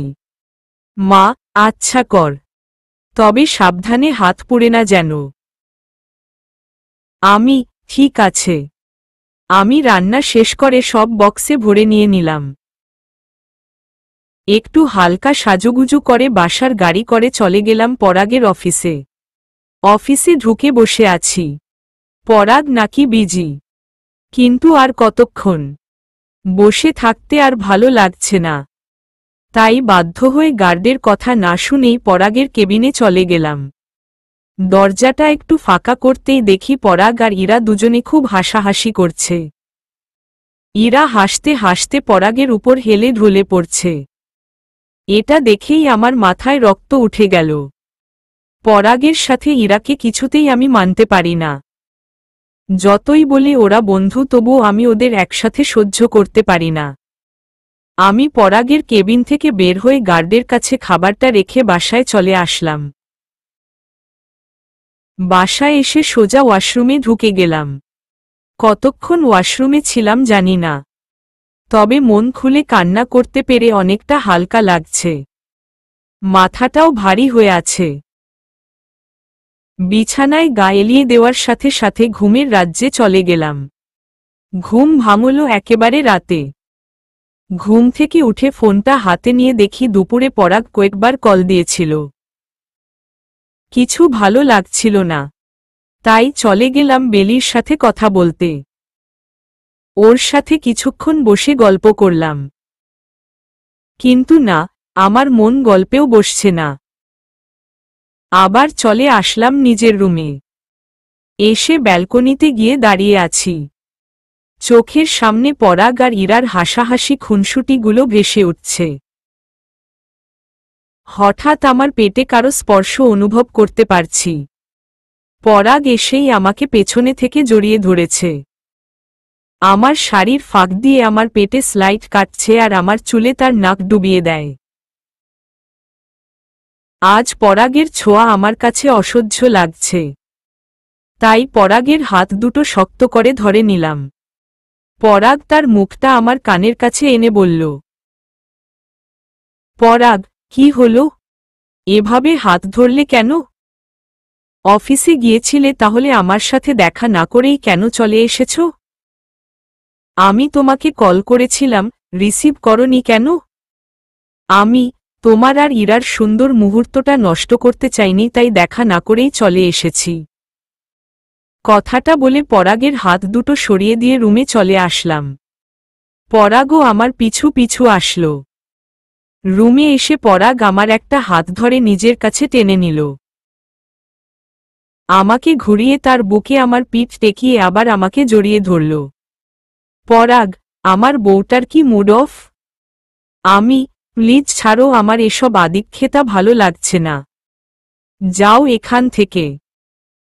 পরাগ, কোথায় যাব? আমি, যেখানে দুচোখ যায় সেখানে যাও। পরাগ, আমার মন তো অন্য কিছু চিনেও না, অন্য কোথাও যেতেও চায় না। আমার মন তোমার কাছেই আসতে চায়, তাই তো তোমার কাছে আসি। আমি, কেন? ইরার কাছে যাও, ওর কাছে গেলে তো খুবই মজা পাও। পরাগ, তুমি কি কোনো কারণে আমার উপর রাগান্বিত? আমি, পরাগ, কি হলো বলো? আমি কি ভুল কিছু করেছি? আমার কোনো কাজে কি তুমি কষ্ট পেয়েছ? আমি, পরাগ, কি হলো, কিছু বলছো না কেন? বলো, আমি কি করেছি? তুমি কি ইরা আর আমাকে নিয়ে রেগে আছো? কিছু তো বলো, না হলে বুঝবো কেমনে। আমি অনেক কষ্টে কান্নাটা চেপে রেখে পরাগের কাছ থেকে নিজেকে ছাড়িয়ে নিচে চলে আসলাম। নিচে মা, বেলির সাথে অনেকক্ষণ কথা বললাম। আমার মনটা কিছুতেই হালকা হচ্ছে না। রাতে ডিনারের সময়ও আমি পরাগের পাশে বসিনি, কিছু খেতেও পারিনি। পরাগ আমার দিকে করুণ দৃষ্টিতে তাকিয়েছিল। আমি দেখেও না দেখার মতো ছিলাম। ডিনার শেষে রুমে চলে আসলাম। এসে দেখি পরাগ সোফায় বসে ল্যাপটপে কাজ করছে। আমি সেদিকে কোনো পাত্তা না দিয়ে ওয়াশরুমে চলে গেলাম। ফ্রেশ হয়ে বের হতেই পরাগ আমার সামনে দাঁড়ালো। আমি ওকে পাত্তা না দিকে চলে আসছিলাম, তখনই পরাগ আমার হাতটা চেপে ধরে। পরাগ, এমন করছো কেন আমার সাথে? তোমাকে তো বলেছিলাম ইরা আর আমি শুধুমাত্র খুব ভালো বন্ধু, আর কিছু না। তবুও কেন আমাদের নিয়ে মনে রাগ পোষণ করে রেখেছ? আমি তোমাকে কিছু বলেছি? তোমার মন যার সাথে চায় তার সাথে থাকতে পারো,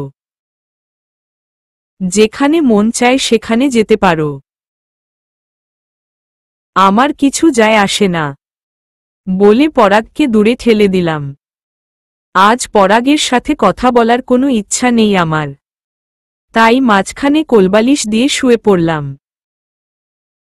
পরাগ আমাকে টেনে তার বুকের উপর নিয়ে চেপে ধরেছে। পরাগ, আচ্ছা ঠিক আছে। তুমি ইরাকে পছন্দ করো না তো? আমি আর ইরার সাথে মিশব না। তবুও আর আমার উপর রাগ করে থেকো না প্লিজ।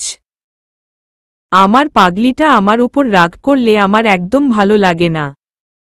পরাগের কথা শুনে আমার চোখ দিয়ে পানি চলে এসেছে। পরাগ আমার চোখে চুমু দিয়ে বলে, পরাগ, আমার সামনে প্লিজ কান্না করো না, আমি সহ্য করতে পারি না। তারপর আবার আমাকে আষ্টেপৃষ্ঠে জড়িয়ে ধরে। আমিও পরাগের বুকে পরম আবেশে ঘুমিয়ে গেলাম। খুব সকালে ঘুমটা ভেঙে গেল। উঠে ফ্রেশ হয়ে নিচে এসে মাকে রান্নায় সাহায্য করছি। মা, আমার তো সামনে পরীক্ষা, এখন থেকে যদি ভার্সিটিতে যেতাম তাহলে ভালো হতো। কিছু ইম্পর্টেন্ট ক্লাস চলছে এখন। মা, ওমা দেখো মেয়ে কি বলে। আমরা কি তোকে না করেছি নাকি? তুই পড়াশোনা করবি, এটা তো ভালো কথা, আমাদের কোনো আপত্তি নেই। তুই রেডি হয়ে পরাগের সাথে চলে যাস, ও তোকে নামিয়ে দিয়ে যাবে। সকালের নাস্তা করে পরাগের সাথে ভার্সিটিতে চলে আসলাম। অনেক দিন পর ভার্সিটিতে আসলাম। সব কিছু কেমন নতুন নতুন লাগছে, অচেনা মুখ হাজারটা। ভার্সিটিতে ঢুকে ঈশিতা, নীলা, নিশিকে খুঁজতে লাগলাম। কতদিন ওদের সাথে কথা হয় না, ওরা হয়তো আমার উপর রাগ করে আছে। বিয়েতেও ওদের কাউকে বলিনি। কেমনে বলবো, তখন যে আমার উপর দিয়ে কি যাচ্ছিল সেটা শুধু আমিই জানি। আনমনে এসব ভাবতে ভাবতে ডিপার্টমেন্টের দিকে যাচ্ছিলাম। হঠাৎ কারো সাথে ধাক্কা লেগে আমি চিপকে গিয়ে পড়লাম একটু দূরে। আল্লাহ গো, আমার কোমরটা বুঝি ভেঙেই গেল বলে আমি আমার কোমরে হাত দিয়ে উপরের দিকে তাকালাম। তাকিয়ে দেখি একটা ছেলে দাঁড়িয়ে আছে। ছেলে, তুমি কি ব্যথা পেয়েছ? না, ব্যথা পাবো কেন? চোখে দেখেন না আমি পড়ে গিয়ে খুশিতে নাচতেছি। মনে হচ্ছে আমি বক্সিং খেলছিলাম। আর যে জায়গাটায় পড়লাম সেই জায়গাটা এতটাই নরম যে মনে হয় আমি হাওয়ার উপর এসে পড়লাম। ছেলে, আসলে আমি দেখতে পাইনি। হঠাৎ তুমি কোথা থেকে সামনে চলে এসেছ? আমি দেখতে পাইনি। কেন? চোখ কি পকেটে রেখে হাঁটেন, নাকি বাসায় রেখে এসেছেন? আপনি তো একটা আজীব লোক। আমি এখনো মাটিতে পড়ে গড়াগড়ি খাচ্ছি। কোথায় একটু টেনে তুলবেন তা না, অযথা কথা বলছেন। আমার কথা শুনে ছেলেটা কিছুক্ষণ আবুলের মতো দাঁড়িয়ে রইল। হঠাৎ কোথায় থেকে ঈশিতা, নিশি, নীলা এসে আমার সামনে দাঁড়াল।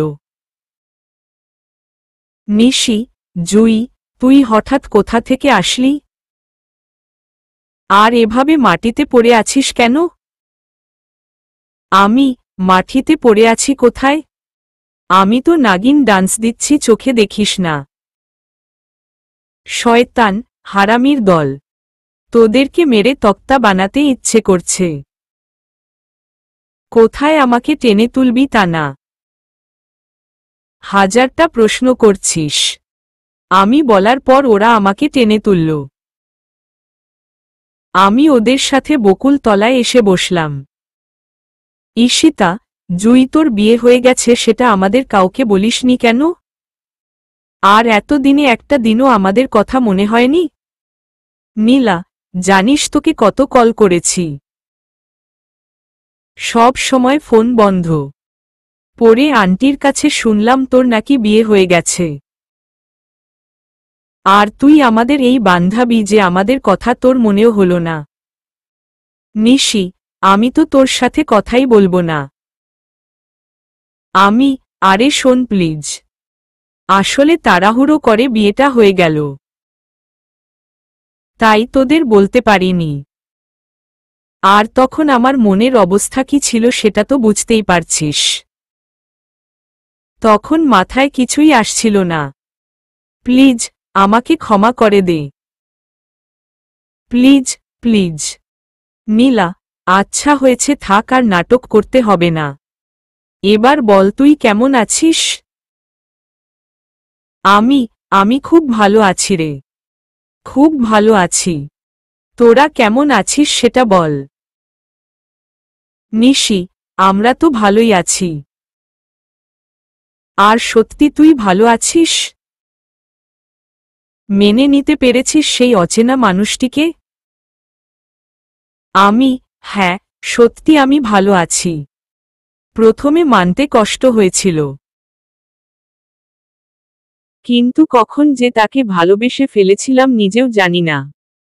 পরাগ খুব ভালো ছেলে। আমাকে অনেক ভালোবাসে।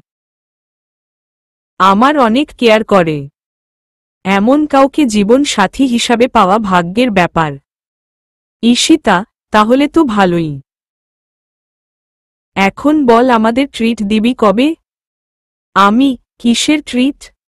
নীলা, নতুন বিয়ে করেছিস আর ট্রিট দিবি না? এটা হতে পারে না। তুই আমাদের ভালো মন্দ খাওয়াবি। সাথে ভাইয়াকেও বল আসতে। ভাইয়ার সাথেও আমরা মিট করতে চাই। তারপর আর কি, ওরা আমাকে এত রিকোয়েস্ট করছিল, আমি আর না করতে পারলাম না। বাধ্য হয়ে পরাগকে কল দিলাম। দুবার রিং হওয়ার পর কলটা রিসিভ করল। তুমি এখন কোথায়? পরাগ, অফিসে। কেন? আসলে আমার সব ফ্রেন্ডরা তোমার সাথে মিট করতে চাইছে। তাই বলছিলাম কি তুমি কি এখন একটু আসতে পারবে? পরাগ, এখন এখন হবে না। সরি, আমার এখন একটা ইম্পর্ট্যান্ট কাজ আছে। প্লিজ রাগ করো না। আমি অন্যদিন তোমার বান্ধবীদের সাথে মিট করব। তুমি তাদের বুঝিয়ে বলো। আচ্ছা, তাহলে এখন বাই। পরাগ, বাই। একটু দূরে দাঁড়িয়ে পরাগের সাথে কথা বলছিলাম। পরাগের সাথে কথা বলে আবার ওদের কাছে আসলাম। সরি রে, আজ পরাগ বিজি, তাই আসতে পারবে না। অন্যদিন মিট করবে। নীলা, ঠিক আছে, সমস্যা নাই। কিন্তু আমরা আজ ট্রিট চাই। জিজুর সাথে না হয় অন্যদিন দেখা করব। কি আর করা, ক্লাস রেখে ওদের নিয়ে চলে গেলাম রেস্টুরেন্টে। ওরা ওদের ইচ্ছে মতো অর্ডার করল। অনেক দিন পর সবাই একসাথে কিছুক্ষণ সময় কাটালাম। সবাই মিলে কিছুক্ষণ আড্ডা দিলাম। ভালোই গেল সময়টা। এখন যে যার মতো বাসায় যাওয়ার পালা। সবার কাছ থেকে বিদায় নিয়ে বের হতে যাব তখনই চোখ পড়ল রিসোর্টের এক কোনায় একটা টেবিলে, যেখানে পরাগ আর ইরা পাশাপাশি বসে আছে। এটা দেখে যেন মাথায় আকাশ ভেঙে পড়ল। যেই ইরাকে আমি সহ্য করতে পারি না, পরাগ সবসময় তার সাথেই। আমার মাথায় রক্ত উঠে গেল। ইচ্ছে করছে এখনই এই ইরাকে কেটে কুচি কুচি করে রান্না করে কুকুরকে দিয়ে খাওয়াই। পরাগকে এখানে এমন করে পাবো এটা আমি আশা করিনি। হঠাৎ পরাগ আমাকে দেখে দাঁড়িয়ে যায়। সেও হয়তো এখানে আমাকে আশা করেনি। আমার আর সেখানে দাঁড়িয়ে থাকার শক্তি নেই, তাই বের হয়ে আসলাম। পরাগ আমাকে পেছনে থেকে ডাকল, কিন্তু আমি পেছনে ফিরেও থাকাইনি। সোজা বাসায় চলে আসলাম। পরাগ ইরার জন্য আমাকে মিথ্যা কথা বলল। আমি এটা কিছুতেই মেনে নিতে পারছি না। আমি ইরার সাথে মিশা পছন্দ করি না বলে আমাকে মিথ্যা বলল। বাসায় এসে বিছানায় শুয়ে কিছুক্ষণ কাঁদলাম। আজ আঘাতটা লাগলো আমার কলিজায়। বিশ্বাসে। আমার কিছুই ভালো লাগছিল না, তাই ছাদে এসে এক কোনায় দুপায়ের মাঝে মুখটা রেখে চুপটি করে বসে আছি। সন্ধ্যা নেমে আসলো, চারদিক অন্ধকার হয়ে গেল, কিন্তু আমার রুমে আসতে ইচ্ছে হচ্ছিল না। পরাগের কথা মনে হতেই এক ফোঁটা গরম নোনা জল চোখ দিয়ে বেরিয়ে আসলো। আমি কারো উপস্থিতি টের পেয়ে মাথা তুলে তাকিয়ে দেখি পরাগ। এক নজর দেখে আবার মুখটা লুকিয়ে নিলাম। পরাগ, সারা বাসা খুঁজে কোথাও পেলাম না, এখানে একা একা বসে আছো কেন? এবার আমি মাথা তুলে পরাগের দিকে অপলকভাবে তাকিয়ে আছি। কিছুতেই মেলাতে পারছি না। কে বিশ্বাস করবে এই লোকটা দিনের পর দিন আমাকে মিথ্যা বলে আসছে? পরাগ আমার চোখ দেখে বুঝে ফেলল আমি কান্না করেছি। পরাগ, আবার তুমি কান্না করেছ? বলেছিলাম না তোমার কান্না আমি সহ্য করতে পারি না। আমি জানি আমি আজ তোমাকে মিথ্যা কথা বলেছি, কিন্তু বিশ্বাস করো আমি তোমাকে মিথ্যা বলতে চাইনি। আমি যদি বলতাম আমি এখনই। পরাগকে আর কিছু বলার সুযোগ না দিয়ে রুমে চলে আসলাম। জানি আজও আমাকে ঠিক কিছু একটা বলে বুঝিয়ে দেবে। আসার সময় পরাগ আমার হাতটা ধরেছিল, কিন্তু আমি তার কাছ থেকে ছাড়িয়ে নিয়ে চলে আসলাম। রাতে আমি খেতেও যাইনি। মা, বেলি অনেক জোর করেছিল, কিন্তু আমার খিদে নেই বলে খেতে যাইনি। বিছানায় শুয়ে আছি। পরাগ রুমে ঢুকল, হাতে কিছু খাবার নিয়ে এসে আমার পাশে বসল। পরাগ, আমি জানি তুমি অনেকটা কষ্ট পেয়েছ, কিন্তু বিশ্বাস করো আমি তোমাকে মিথ্যা বলতে চাইনি।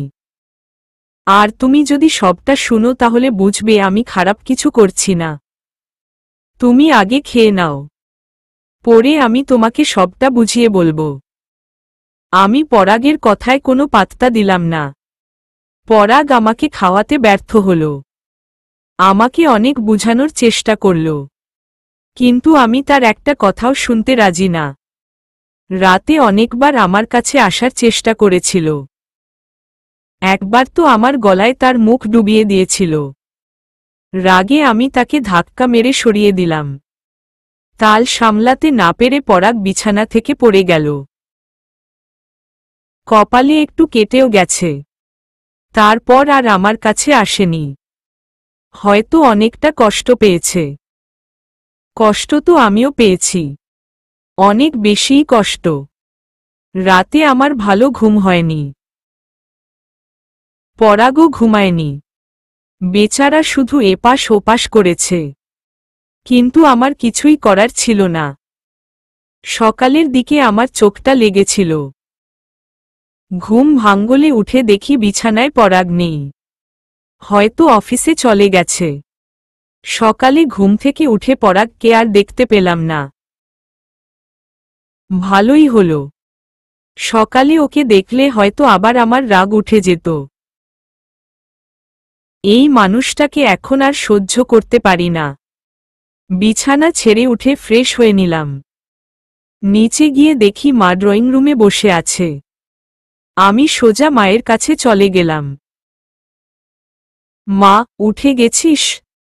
যা গিয়ে নাস্তা করে নে। আমরা সবাই তোকে রেখেই করে ফেলেছি, তুই তো ঘুমাচ্ছিলি, তাই আর তোকে ডাকিনি। মা, আমি খাবো না, ভালো লাগছে না। মা, তোর কি শরীর খারাপ? দেখি এদিকে আয় তো। না মা, আমি ঠিক আছি। মা, আমি একটু বাসায় যেতে চাইছিলাম। আসলে অনেক দিন ধরে তো কাউকে দেখি না, সবাইকে খুব মিস করছি। মা, আচ্ছা যা ঘুরে আয়। মা আমাকে অনুমতি দিল বাসায় যাওয়ার ব্যাগ গুছিয়ে নিজের বাসার উদ্দেশ্য রওনা দিলাম। কয়েকদিন পরাগের থেকে দূরে থাকায় এখন শ্রেয়। জানি না ওকে ছাড়া কেমনে যাবে আমার সময়ে। তবুও মনে একরাশ অভিমান জমা হয়ে আছে। বাসায় গিয়ে যদি তার কিছু অবসান হয়। বাসায় এসে তো আমি অবাক। বাসা এত সুন্দর করে সাজানো কেন? বাসায় কি কোনো অনুষ্ঠান হচ্ছে? কই, আমাকে তো কেউ কিছু বলেনি। বাসায় ঢুকতেই সবাই আমাকে দেখে মহা খুশি। আমি আম্মুকে জড়িয়ে ধরলাম। আম্মু, কি রে, তুই কি একা এসেছিস? জামাই কোথায়? জামাই তো বলেছিল সেই তোকে নিয়ে আসবে। আম্মুর কথা কিছুই বুঝলাম না। আমি সবার দিকে তাকিয়ে আছি। ও অফিসে কাজ আছে তাই আসতে পারেনি। বাসায় কি কোনো অনুষ্ঠান চলছে? আমার এমন প্রশ্নে সবাই আমার দিকে অবাক হয়ে তাকিয়ে রইল। আম্মু, ওমা, জামাই তোকে কিছু বলেনি? জামাইকে না ফোন করে বললাম তৃপ্তির বিয়ে ঠিক হয়ে গেছে। 2 দিন পর বিয়ে। তোকে কল করেছিলাম, কিন্তু তোর ফোন বন্ধ। আচ্ছা, এখন জাগিয়ে ফ্রেশ হয়ে একটু রেস্ট কর।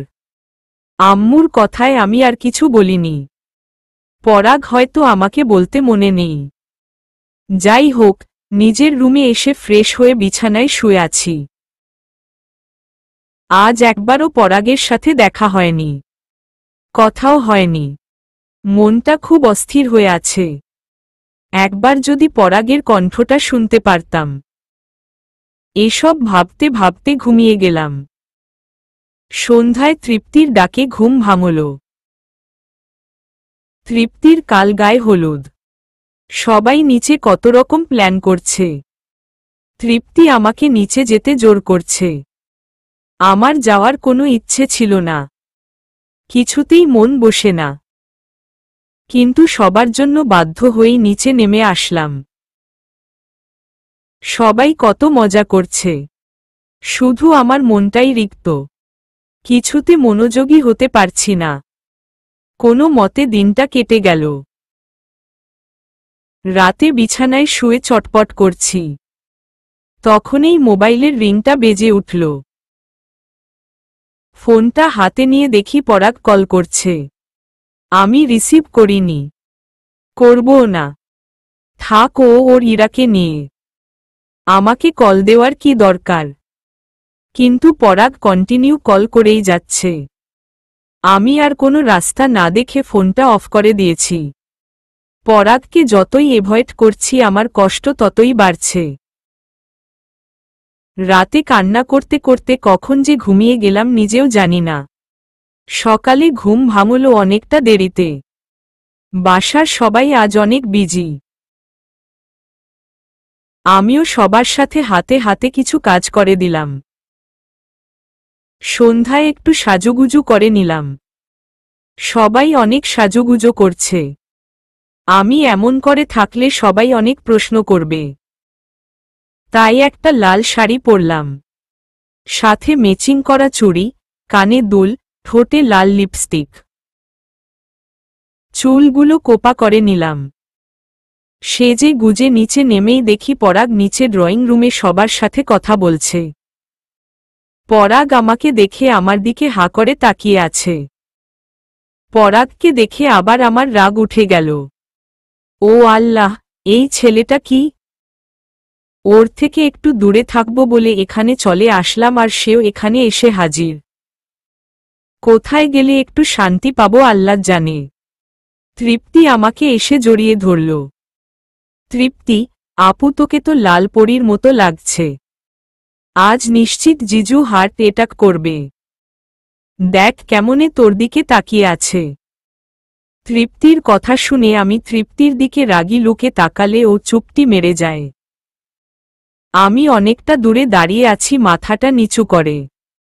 পরাগের দিকে তাকাতে মন চাইছে না। তখন আম্মু আমাকে ডাক দিল।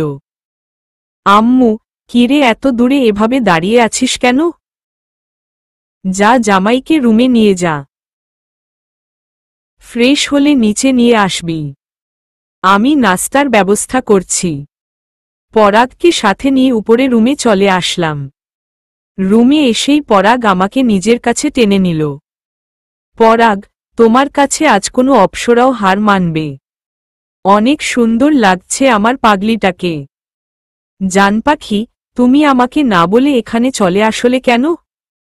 তোমাকে কত কল করেছি, একটাও রিসিভ করনি কেন? এই মেয়ে, তুমি জানো না তোমাকে ছাড়া আমার রাতে ঘুম হয় না। তোমাকে না দেখলে আমার দিনটা ভালো যায় না। আমাকে কষ্ট দিতে খুব ভালো লাগে তোমার? কষ্ট তো আমি পেয়েছি তোমার নিখুঁত অভিনয়ের জন্য। পরাগ, তুমি আমাকে আবার ভুল বুঝছ। আচ্ছা শুনো, আমি তোমাকে সব খুলে বলছি। তাহলে তুমি বুঝবে আমি খারাপ কিছু করিনি। আমি পরাগের কোনো কথাই শুনতে চাই না। তাই ওকে ধাক্কা দিয়ে রুম থেকে বেরিয়ে আসলাম। পরাগ ফ্রেশ হয়ে নিচে নেমে আসলো। পরাগকেও আজ অনেক সুন্দর লাগছে। ব্লু পাঞ্জাবি পরেছে, চুলগুলো একটু স্টাইল করা, উঁচু করে রেখেছে। পরাগ বারবার আমার সাথে কথা বলতে চাইছে, কিন্তু আমি এড়িয়ে যাচ্ছি। কিছুক্ষণের মধ্যেই বাড়ি ভরে গেছে আত্মীয় স্বজনে। একটা ছেলে বারবার আমার দিকে আর চোখে তাকাচ্ছে। এটা পরাগের চোখ এড়ালো না। ওয়াশরুমে যাওয়ার জন্য সিঁড়ির কাছে আসতেই সেই ছেলেটা আমার সামনে এসে দাঁড়ালো। কিছু বলবেন? ছেলেটা, তোমাকে অনেক সুন্দর লাগছে, একদম পরীর মতো। কথাটা বলেই ছেলেটা চলে গেল। পেছনে ফিরে দেখি পরাগ আমার পেছনে দাঁড়িয়ে আছে অগ্নিদৃষ্টিতে। আমাকে কিছু বলার সুযোগ না দিয়েই আমার হাত ধরে উপরে রুমে নিয়ে গেল। রুমে ঢুকে আমার দুটি হাত পেছনে নিয়ে আটকে ধরে চুলগুলো ছেড়ে দেয়। কিছু বুঝার আগেই আমার ঠোঁট দুটি তার দখলে নিয়ে যায়। আমাকে তার বুকের সাথে মিশিয়ে ফেলে। অনেকক্ষণ আমার ঠোঁটে পাগলের মতো কিস করতে থাকে। কিছুক্ষণ পর আমার ঠোঁট দুটি ছেড়ে দেয়। আমি বিছানায় বসে হাঁপাতে থাকি। পরাগ আচমকা আমার হাত ধরে টান দিয়ে নিজের বুকের সাথে মিশিয়ে নেয়। পরাগ, এত সুন্দর করে সাজার কি আছে? অন্য কেউ তাকিয়ে থাকলে খুব ভালো লাগে? বলেই আমার শাড়িটা টান দিয়ে খুলে ফেলে। কি হচ্ছে কি? পাগল হয়ে গেছ? পরাগ আমার কথায় পাত্তা না দিয়ে আমার হাত থেকে চুড়িগুলো খুলে ফেলল। একটা টিস্যু দিয়ে ঠোঁটের লিপস্টিকটা তোলার চেষ্টা করছে আর বলছে, পরাগ, আমি চাই না আমার বউকে অন্য কেউ সুন্দর বলুক, আর অন্য কেউ ড্যাব ড্যাব করে তাকিয়ে থাকুক। সাজতেন হলে শুধু আমার জন্য সাজবে। তোমার সৌন্দর্য দেখার অধিকার শুধুমাত্র আমার, অন্য কারো না। আর কখনো লাল শাড়ি পরবে না। আমি অবাক হয়ে পরাগের কাণ্ড দেখছি। পরাগ আলমারি থেকে একটা ব্লু শাড়ি বের করে আমাকে পরিয়ে দিল। এমনও পাগল হয়? কি জানি, আমার জানা নেই। তবে মনে হলো পরাগ জুইয়ের জন্য এমন পাগলেই। পরাগ আমাকে জোর করে ছাদে নিয়ে গেল। সন্ধ্যা গড়িয়ে রাত নেমে এলো। ছাদে দুজন নীরবে দাঁড়িয়ে আছি। পরাগ নীরবতা ভেঙ্গে বলল, পরাগ, আমি তোমাকে কিছু বলতে চাই। প্লিজ, আমাকে কি একটু সুযোগ দেওয়া যাবে কিছু কথা বলার? পরাগের কথা শুনে পরাগের দিকে তাকালাম। পরাগ বলতে শুরু করল, পরাগ, ইরা আমার খুব ভালো বন্ধু। কলেজ লাইফ থেকে ইরা সায়ান নামে একজনের সাথে রিলেশন ছিল। কিছুদিন আগে ইরা আর সায়ান বিয়ে করে। তাদের কারো পরিবার এই বিয়েটা মেনে নেয়নি। তারা আলাদা একটা ফ্ল্যাট নিয়ে থাকে। সায়ান একটা কোম্পানিতে জব করত। হঠাৎ একদিন সায়ান একটা অ্যাক্সিডেন্ট করে। তখন থেকে সায়ান হসপিটালে ভর্তি। তার চিকিৎসার জন্য অনেক টাকা প্রয়োজন। ইরা আমার কাছে হেল্প চাইছিল। আমি শুধুমাত্র ইরাকে সাহায্য করার জন্য ওর সাথে কথা বলি। যখন খুব দরকার পড়ে তখনই ইরা আমার কাছে আসে। আমার সব কাজ ফেলে ইরার সাথে মিট করি। কিন্তু তুমি বারবারই আমাকে ভুল বুঝো। তোমাকে সবটা খুলে বলার মতো সুযোগ দেও না আমায়। আচ্ছা বলতো, আমি কি খুব খারাপ? আমি কি সত্যি তোমাকে ঠকিয়েছি? পরাগের কথা শুনে আমি কি বলবো বুঝতে পারছি না। নিজের কাছে নিজেকে ছোট মনে হচ্ছে। আমি ওকে সত্যি অনেক কষ্ট দিয়ে ফেললাম। আমি মনে মনে অনুশোচনা করছি। কেমনে পরাগের কাছে ক্ষমা চাইব? আমি পরাগের দিকে করুণ দৃষ্টিতে তাকালাম। হয়তো সে আমার চোখের ভাষা বুঝতে পারল। পরাগ মুচকি হেসে আমাকে পেছনে দিক থেকে জড়িয়ে ধরল। আমার কানের কাছে মুখ এনে বলল, প্রিয়তমা, শুনছ? ভালোবাসি, খুব ভালোবাসি তোমায়। পরিমাপ করে হয়তো বলতে পারবো না কতটা ভালোবাসি তোমায়। শুধু জানি, তুমি ছাড়া আমি নিঃস্ব। তুমি ছাড়া আমি আমাকে কল্পনা করতে পারি না। তুমিহীনা এ দেহ প্রাণহীন। তুমি আমার ভালোবাসা। তোমাকে ভালোবাসি, বেঁচে যাই প্রতিদিন নিয়ম করে। ওগো আমার রাঙা বউ, ভালোবাসা কি আমি জানতাম না। তোমায় দেখার পর থেকে আমার চোখে শুধু তুমি তুমি। তোমার কাছে শিখেছি ভালোবাসার মানে। আমি জানি, আমি আমার ভালোবাসা অন্য ছেলেদের মতো প্রকাশ করতে পারি না। কিন্তু বিশ্বাস করো, আমি তোমাকে নিজের চেয়েও বেশি ভালোবাসি। জীবনটা নাকি মাঝে মাঝে গল্পের মতো সুন্দর হয়। তোমাকে কাছে পেলে আমার জীবন একটা গল্প হয়ে ওঠে। আমার গল্পে তোমার নামটি লিখা হলেই অনেক অনেক বেশি রঙিন হয়ে উঠে আমার গল্পের কাগজের পাতাগুলো। মিস করেছি তোমাকে, খুব মিস করেছি গতকাল। কেন জানি খুব কান্না পাচ্ছিল। শূন্যতা, পূর্ণতা, নির্ভরতা নাকি নিঃসঙ্গতার জন্য, জানি না। শুধু বুঝতে পারছিলাম বুকের ভিতরে কোথায় যেন লুকানো জায়গা থেকে একদল অভিমান প্রচণ্ড কান্না হয়ে চোখ ফেটে বেরোতে চাইছে। তুমি কাছে নেই বলে শূন্যতা তার ইচ্ছেমতো দেখাচ্ছিল তার নিষ্ঠুর খেলা। আমি তো তোমার বুকে মুখ লুকালেই তখন বাঁচি। কিন্তু তুমি যে কত দূরে। কাল শেষ বিকেলের পাহাড় ছুঁয়ে ছুটে আসা দমকা হাওয়ার জড়িয়ে দেয়া মেঘের মতো ছোট্ট একটি ঘটনা আমার সব দ্বিধাকে উড়িয়ে নিয়ে গেল। বুঝলাম, মহাকাল যে হাস্যকর ক্ষুদ্র সময়কে জীবন বলে আমাকে দান করেছে। সেই জীবনে তুমিই আমার একমাত্র মানুষটি, যার 5টি আঙ্গুলের শরণার্থী আমার 5টি আঙ্গুল, যার বুকের পাঁজরে লেগে থাকা ঘামের গন্ধ আমার ঘ্রাণশক্তির একমাত্র গন্তব্য, যার এলোমেলো চুলে আমি হারিয়ে যাই। আর আমি হারিয়ে যাই তোমায় ভালোবাসতে বাসতে।